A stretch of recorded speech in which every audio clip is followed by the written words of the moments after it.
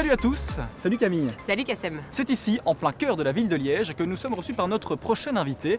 Né dans les années 50 au Congo, il est l'un des plus grands caricaturistes de notre plat pays, Camille. Et oui Kassem, c'est sous ce beau soleil en pleine cité ardente que Pierre Kroll nous fait l'immense honneur de recevoir toute l'équipe de CQ Interview. On y va? Bon allez, on y va, c'est parti. Alors merci Monsieur Kroll de nous recevoir ici chez vous. Quel honneur!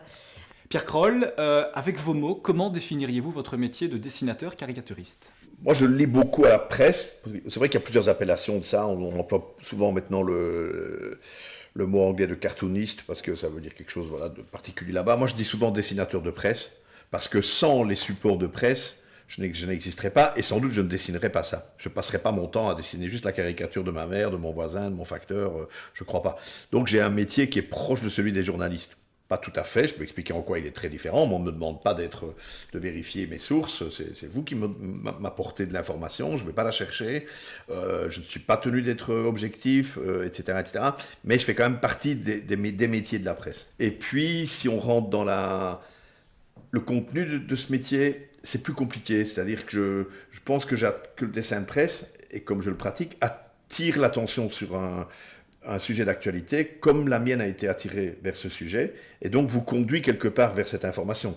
Soit donne l'info, ça c'est plutôt le journaliste qui le fait à côté, soit la commente, soit la décale pour en rire, soit montre qu'elle est moins importante qu'il y paraît, etc. Voilà, c'est un commentaire sur l'information. Et dernière chose, il y a une évolution maintenant avec les réseaux sociaux. Quand je vois le nombre de gens qui vont commenter sur Facebook, en tout cas, peut-être moins les autres, mes dessins, j'ai remarqué que mon métier a pris un autre sens, que j'adore pas d'ailleurs, mais enfin, qui est un peu ingrat, c'est d'être une sorte d'animateur involontaire de débat. Alors Pierre Desproges disait, on ne peut rire de tout, mais pas avec n'importe qui. Qu'est-ce que cela vous inspire?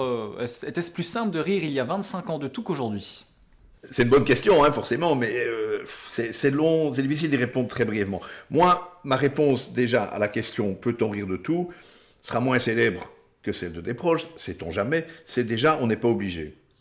Moi, je tiens à dire ça parce qu'une espèce de dictature de l'humour, c'est moche aussi. Vous n'êtes pas obligé d'avoir le même humour qu'un autre. Moi, j'en veux pas à des gens de ne pas aimer ce que je fais. Ça m'emmerde au contraire beaucoup plus que des gens qui savent d'avance qu'ils ne vont pas aimer quelque chose, viennent regarder mes dessins sur un site internet ou quoi, pour venir dire après, il ne fallait pas faire ça, il ne fallait pas faire ça.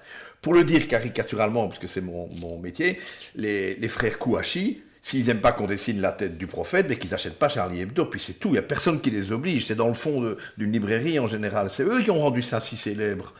Donc, oui, on peut rire de tout quand on sait avec qui. Alors, quelle est la plus grosse crainte pour un dessinateur, un caricaturiste comme vous, le syndrome de la page blanche? La plus grosse contrainte? L'obligation de résultat, comme on dirait dans un contrat. C'est-à-dire que à partir du moment où vous en faites un métier,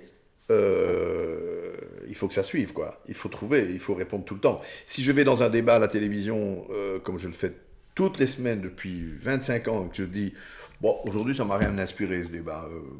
La semaine suivante, ça m'a inspiré un dessin ou deux. La semaine suivante, ça m'a pas inspiré. Bon, on va me dire, merci, on n'a pas besoin de toi. Le but, c'est d'être là tout le temps. Dessinateur dans le journal, c'est la même chose. C'est quotidien. Je peux pas dire un jour sur deux, j'ai rien trouvé. Donc, la première contrainte, c'est celle-là. Il y a beaucoup de gens, beaucoup de dessinateurs qui peuvent trouver de temps en temps un bon dessin. Mais trouver tous les jours, et parfois plusieurs fois par jour quelque chose, c'est quand même une lourde contrainte.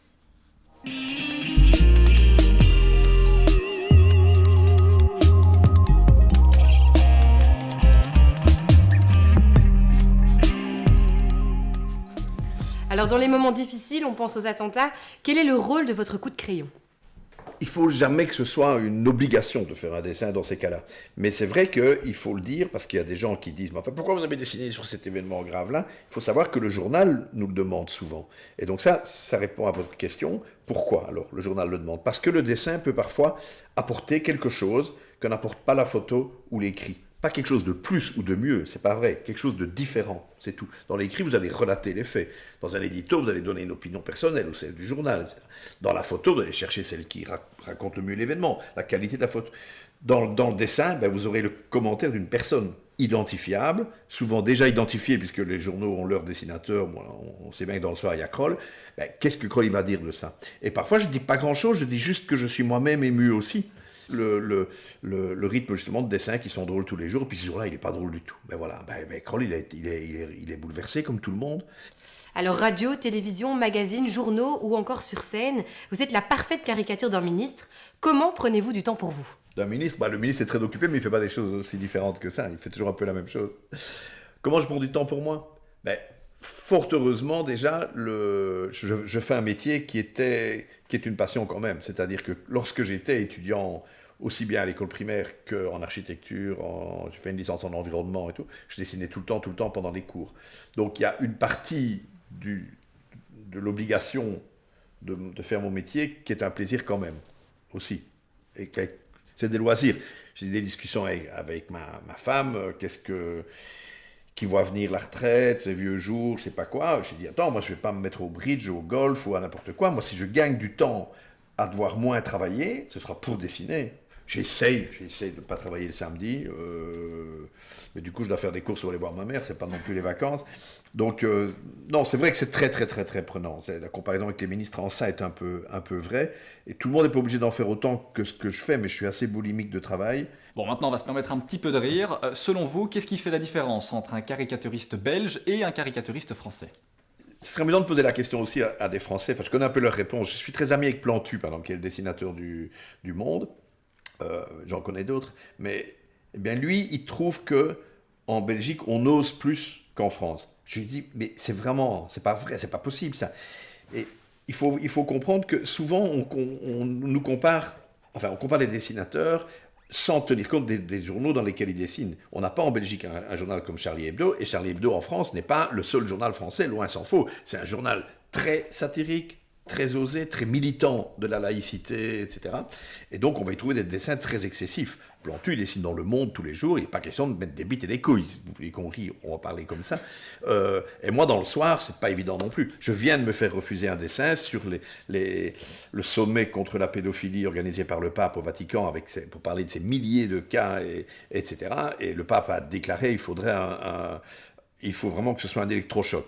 J'ai dessiné, sans que le dessin soit trop vulgaire, un prêtre, un peu comme chez le gynécologue, là, avec des attelles comme ça, et le pape qui dit, je veux faire un électrochoc, l'autre qui dit, hop, ça va faire mal. Bon, le soir me dit, je peux pas passer ce dessin-là. On voyait pas ses couilles, hein. Bon, mais il peut pas. En France, ça a peut-être plus de chances de passer. Par contre, ce que Plantu remarque, c'est que chez nous, on est moi en tout cas, plus ironique. Et moi, je vais peut-être plus agacer Charles Michel ou quoi, parce que je vais souligner la phrase qu'il a dite et qu'il n'avait peut-être pas tellement envie d'avoir dit, ou l'incohérence qu'il y a entre une chose qu'il fait et une chose qu'il dit. Et je m'adresse d'abord à lui. L'exemple, évidemment, qui frappe les Français, puisqu'eux, ils n'en ont plus, vous savez qu'ils lui ont coupé la tête, c'est quand j'ai dessiné beaucoup le roi Albert II, et c'était pas des dessins gentils, sincèrement, ils étaient parfois très osés.